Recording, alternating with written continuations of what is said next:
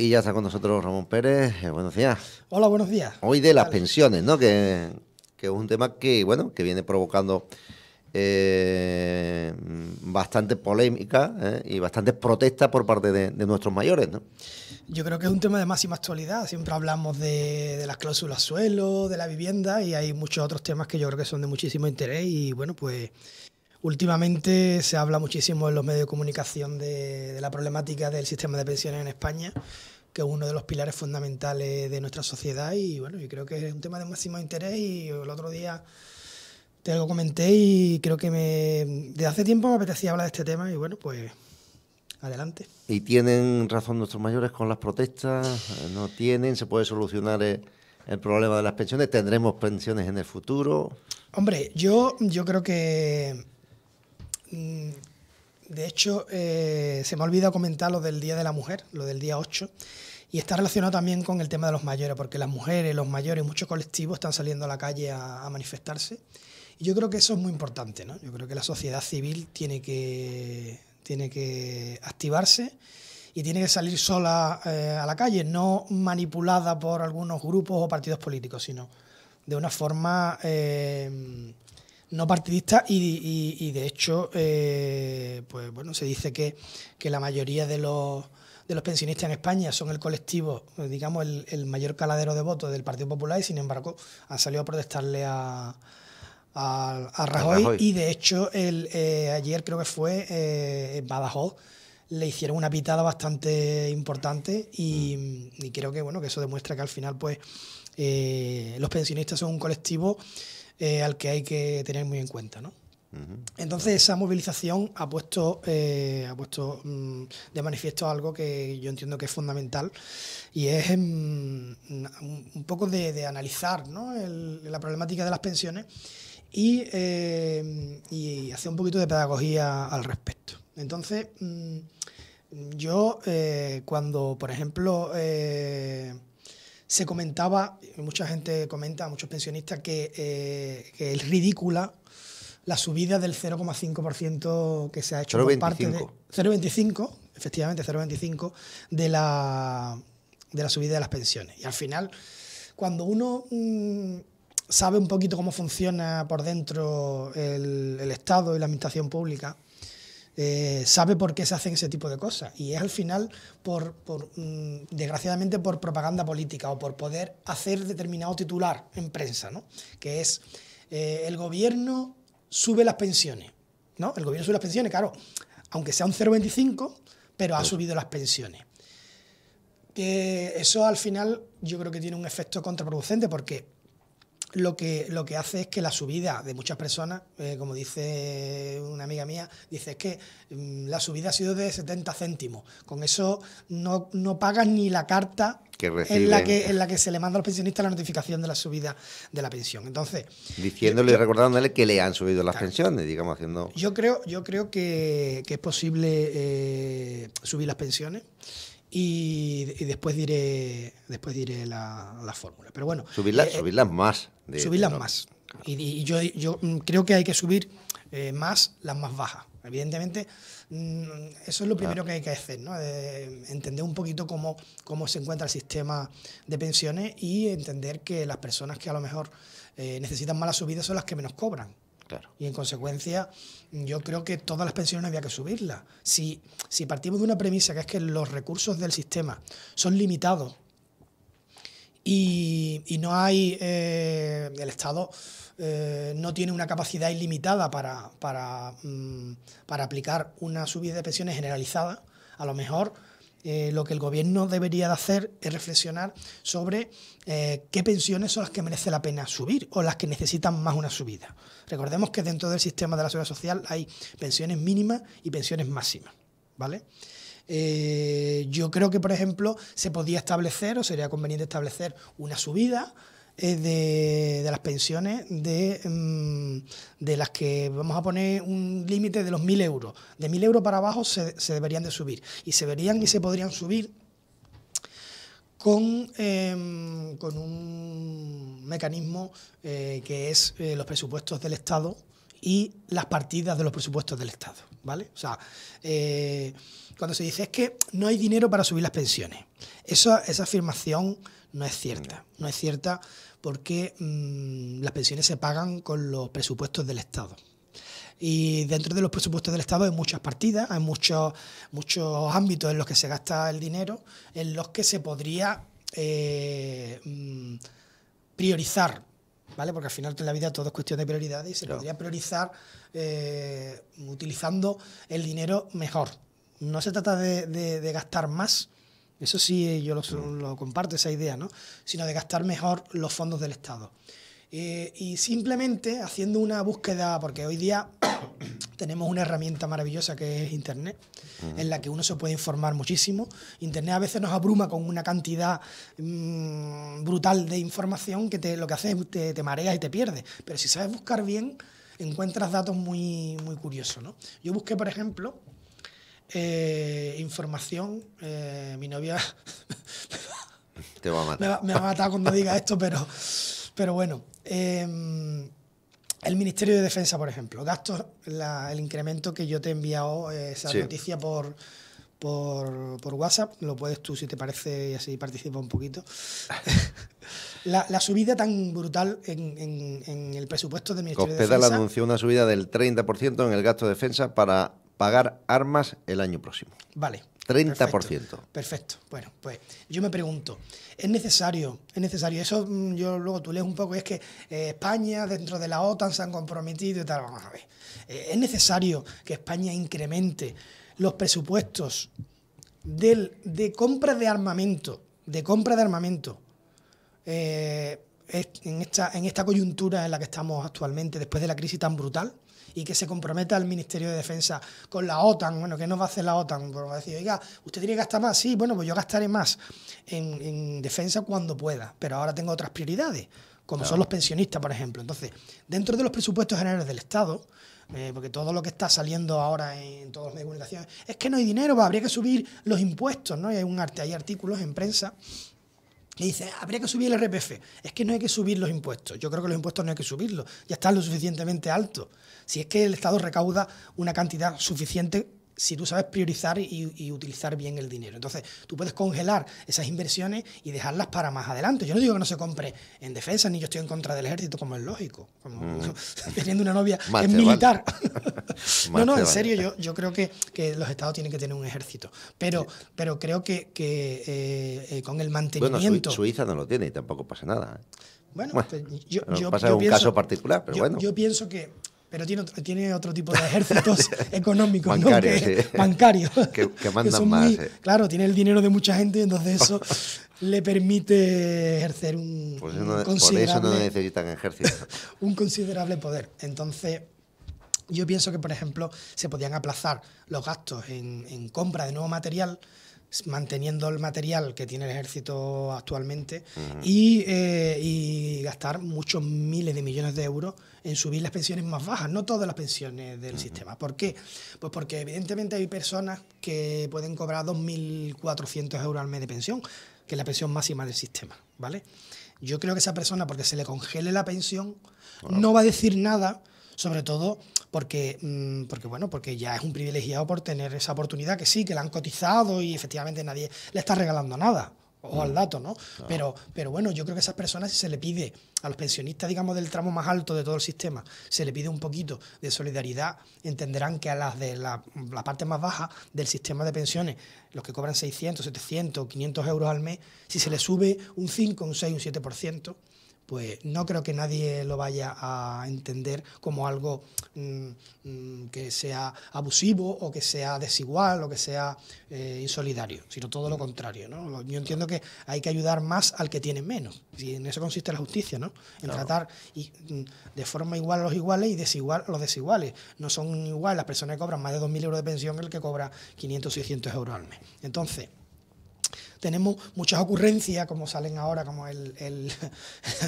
me hace mucha gracia, por ejemplo, no sé si has oído los comentarios del gobernador del Banco de España. Ah, sí, que hablaba de los pisos de que los españoles, la mayoría de los pensionistas españoles tienen pisos en propiedad. O sea, esto es un insulto a la inteligencia y es un insulto a las personas directamente, a los pensionistas. Y me parece que, bueno, que hay algunos que no se merecen ni estar en el puesto en el que están, porque si ese señor lo único que se le ocurre para solucionar el problema es decir lo que está diciendo, pues a lo mejor el gobernador del Banco de España debería ser yo. Y lo que quería decir el gobernador del Banco de España está en el paro. ¿Qué? ¿Que vendan los sí, abuelos como que sus tienen, pisos? Que vendan los pisos, que tienen unos activos muy valiosos en su patrimonio, en fin, como diciendo pero, en definitiva lo que viene a decir es como que los pensionistas se quejan por vicio, vamos, se quejan por gusto. ¿Vale? En otro país, seguramente por hacer esas declaraciones ya hubiera dimitido el gobernador del banco del país. Yo creo que, no, por supuesto que sí, y aparte no se le ocurriría a ningún cargo institucional serio hacer una afirmación de esa naturaleza, ¿no? Esto me recuerda, Ramón, a otras declaraciones así, de estas históricas, como la que hizo el presidente de los empresarios en su día, que ahora está en la cárcel, por cierto, sí, y que decía... Díaz Ferrán. Hay que trabajar más y cobrar menos. Sí, sí. Y él se lo llevaba calentito, ¿no? Sí. Pues en la cárcel está. Pues. Yo creo que esa es una de las... has introducido una cuestión muy, muy importante, que la tengo yo aquí anotada, que es el también hacer un poquito de pedagogía con el sistema de pensiones. Vamos a explicar un poco cómo se financian las pensiones en España. Las pensiones se financian básicamente con las cotizaciones de los trabajadores a la Seguridad Social. Todos los trabajadores tenemos una parte de nuestros ingresos que van a cotizaciones a la Seguridad Social.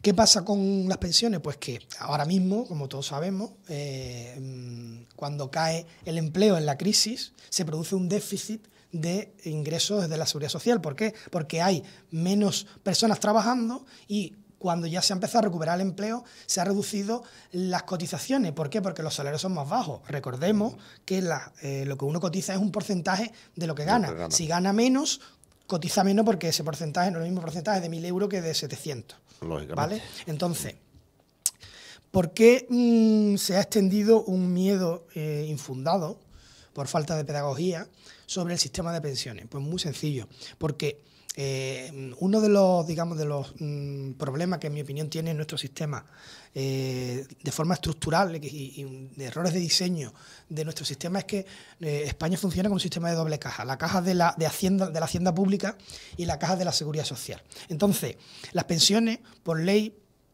solo se financian con las cotizaciones de la Seguridad Social, pero luego el Estado, de hecho ayer, yo te lo comenté el otro día charlando contigo, pero lo corroboré buscándolo en internet.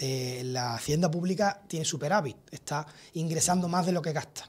Y el Estado ha cogido también de esa hucha de la Seguridad Social, ¿no? Ha cogido, sí, ese es otro tema que también es importante señalar, el tema del Fondo de Reserva de las Pensiones o la famosa hucha de las pensiones. Y cómo la Hacienda Pública del Estado le ha hecho un préstamo a las cajas de la Seguridad Social, mientras que todavía hay dinero en la hucha de las pensiones. O sea, esto es al final lo que decíamos antes, lo que es el titular de prensa y hacer política pensando en los titulares de prensa. O sea, no hemos gastado la hucha de las pensiones. Que yo siempre pongo un ejemplo en este tema.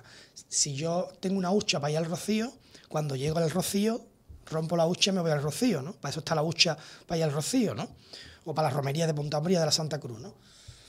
Pues si yo tengo una hucha para las pensiones y necesito tirar de la hucha, para eso la he creado. Que a mí sinceramente, la hucha de las pensiones me parece un mecanismo bastante infantil. O sea, que en el año 95 se hiciera el famoso Pacto de Toledo y lo único que se pusieron de acuerdo todos los partidos en crear una hucha, me parece un poco ridículo y podían haber adoptado otro tipo de medidas más serias.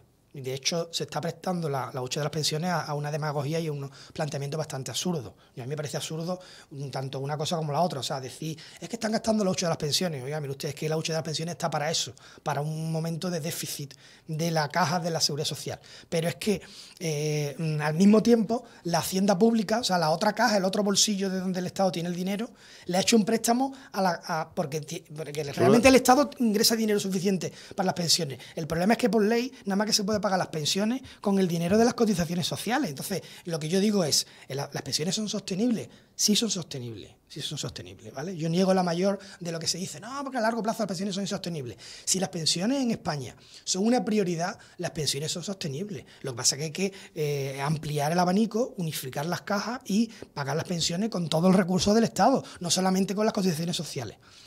Además, las cotizaciones sociales, yo entiendo que son, económicamente, eso está demostrado, un freno al empleo y un freno a la creación de empleo. Entonces, no hay que subir las cotizaciones sociales para subir las pensiones. Lo que hay que hacer es utilizar otros recursos del Estado. Y el Estado tiene recursos suficientes para subir al menos las pensiones de la mitad más baja de todo el sistema.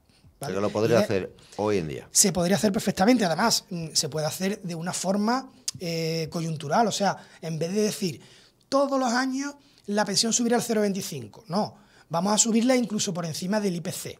¿Por qué? Porque en economía hay una serie de conceptos básicos que es que si tú incrementas las rentas de los ciudadanos, se incrementa el empleo. Y si se incrementa el empleo, se incrementa el consumo, ¿vale? Si tú incrementas la capacidad económica de la gente consume. Si consume, se crean puestos de trabajo, que es el círculo que se llama el círculo virtuoso de la economía.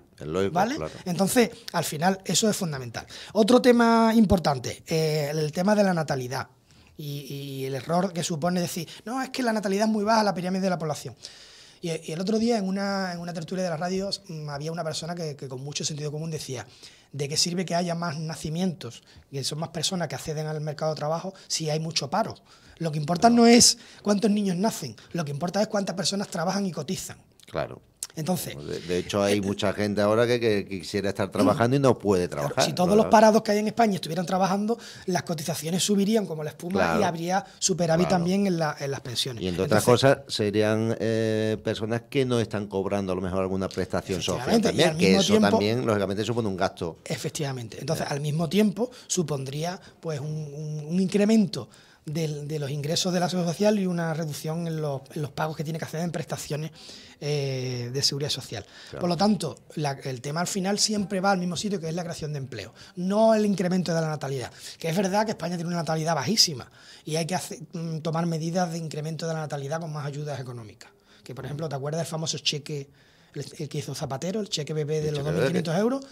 Pues esa medida no estaba mal. ¿Tú sabes cuál era el fallo de esa medida? Que se le daba a todo el mundo por igual. O sea, había personas que podían ganar 4.000 euros al mes y que le daban el cheque a esa mujer que ganaba en su familia 4 o 5.000 euros al mes, a lo mejor entre los dos, o 6, o 10, o lo que ganara, aunque ganara 1.000.000 de euros al mes, le daban el cheque de bebé. Sí, lo mismo se lo pagaban a rato que a que cobraba una pensión. Exacto, entonces, vamos a ver, darle cheque bebé a las personas que ganen, por ejemplo, menos de 1.000 euros al mes, por ejemplo, ¿no? Claro. Ya está, ese tipo de medidas, yo creo que el cheque bebé es una buena medida. De hecho, por eso lo retiraron, porque vieron que fue un error. No, y aparte porque no había dinero para pagarlo, ¿no? Pero bueno, ese así nos va, ¿no?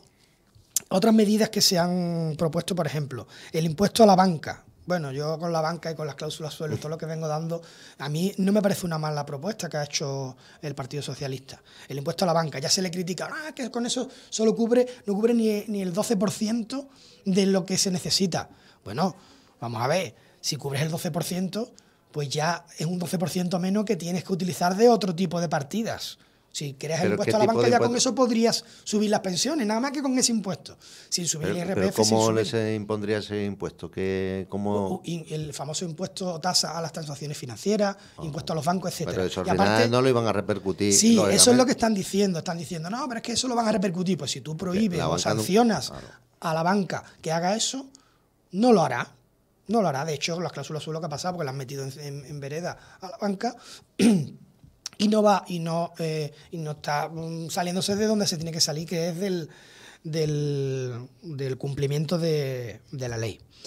El tema de la corrupción, de que efectivamente la corrupción ha generado que se pierdan muchos ingresos públicos y con eso se solucionaría y que los corruptos devuelvan el dinero, efectivamente, pero hay que hacer un poco de pedagogía porque ya en la ley existen medidas para que los corruptos devuelvan el dinero. De hecho, hay beneficios penitenciarios que solamente se le dan cuando devuelven el dinero. Sí es cierto que no son lo suficientemente duros los mecanismos legales que existen en el ámbito penal para que devuelvan el dinero a los corruptos. Y hay otro ámbito que me parece fundamental en ese aspecto, que es también el cumplimiento íntegro de las penas. O sea, eso genera mucha deslegitimación del sistema penal, porque el ciudadano de a pie no cree muchas veces en las instituciones, porque pasaba, por ejemplo, con los etarras, con los grandes asesinos, ¿no? Vamos a ponerle 1000 años de cárcel. No le pongas una cifra que sea absurda, que nunca vaya a poder cumplir, ¿vale? Porque no tiene sentido. Ni tampoco le pongas una cantidad de años que luego no va a cumplir, que no va a cumplir ni por arriba ni por abajo. 1000 años, porque nadie va a vivir 1000 años, y no le pongas 30 años de cárcel y luego cumple 17, ¿vale? Entonces eso deslegitima el sistema, y son medidas que al final todas, dentro de la legalidad, permiten que el Estado pues recupere determinadas cantidades que se han sustraído a las arcas del Estado. Pero claro, eso es un mecanismo a futuro. No se pueden sacar leyes penales retroactivas, porque eso está prohibido por el ordenamiento jurídico. En definitiva, ¿vale? ¿Que hay medidas para que las pensiones de nuestros mayores suban más de lo que están subiendo, lógicamente, actualmente? Y al menos las más bajas, ¿no? Solamente hay que utilizar bien los presupuestos generales del Estado y tener prioridades. Y las prioridades pues tienen que ser pues los que tienen menos y los que más lo necesitan. Y si se utilizan adecuadamente los presupuestos del Estado, se pueden hacer grandes cosas. Solamente es cuestión de prioridades. El tema es que se puedan aprobar los presupuestos generales del Estado, que... Bueno, ese tema es muy relativo también, porque de hecho ya Montoro ha dicho que si no se aprueban, que a través de decretos ley irán prorrogando. Sí, irán haciendo unas trampillas y tal, ¿no? O sea que dentro de la ley hay muchas medidas. Si Rajoy, vamos a decir un titular claro, si Rajoy mañana quiere subir las pensiones, lo puede hacer instantáneamente. O sea, mañana, con efectos del 1 de abril, por ejemplo. De hecho, lo van a hacer, creo que con el tema de los salarios de los policías y de los guardias civiles. Claro, y por decreto ley. Claro. Es más, si quisiera hacerlo, lo hacía instantáneamente, y yo hago aquí una premonición. Vamos a hacer un poco de adivino. ¿Qué lo va a hacer? Lo va a hacer de cara a las próximas elecciones generales, claro. Por politiqueo, ¿no? Eso es lo que yo llamo el politiqueo malentendido, ¿no? El utilizar las medidas para engañar a la gente o para comprar el voto, cuando tú realmente pues no tienes que gobernar pensando en las próximas elecciones, sino en las próximas generaciones, ¿no? Como decía Churchill. Que le han dado un Oscar a Gary Oldman, por esa película. Por cierto. Y por cierto, además yo creo que se lo merecen los mayores, ¿no? Más que... ¿Sabes qué pensaba yo ayer cuando se anunció la visita de Rajoy a Huelva y que estuvo también en Extremadura? Que lo que estaba buscando eran los 5 votos de los diputados que le faltan para aprobar los presupuestos generales del Estado. Porque yo también tengo mi teoría de por qué no vino al Portil. ¿Por qué? Porque estaban la gente de la Chisla, las mujeres allí. No, pero Rajoy... Y no quería dar la cara. Habían estado también en la Antilla. Habían estado en la Antilla ellas. Vale. Sí, estuvieron hablando con ellos en la Antilla. O sea que habían estado hablando con las mujeres de Isla Cristina, precisamente. Tenía que haber venido también aquí. Pero creo que el avión salía de Faro y creo que tenía que regresar inmediatamente. Ese era el tema. Por cierto, un apunte sobre el tema de los daños que se han producido en los chiringuitos y en la costa. Los daños a particulares que tengan póliza, eso lo podemos ver la semana que viene si quieres, que tengan una póliza de seguro, solamente por tener la póliza, aunque la póliza no le cubra, el consorcio de compensación de seguro, que es un organismo del Estado, ¿vale?, cubre los daños provocados por fenómenos meteorológicos extremos, como se ha producido. ¿Chiringuitos y viviendas también? Y viviendas también, sí. Siempre y cuando tengan una póliza, como digamos un premio que la ley le da a todo aquel que tiene algún tipo de póliza del hogar. Aunque tu póliza no te lo cubra, te lo cubre el Estado. Los chiringuitos también, que lo sepan. Sería bueno abordarlo la próxima semana, Ramón. Muy bien. Muchas gracias. A vosotros. Hasta el próximo martes.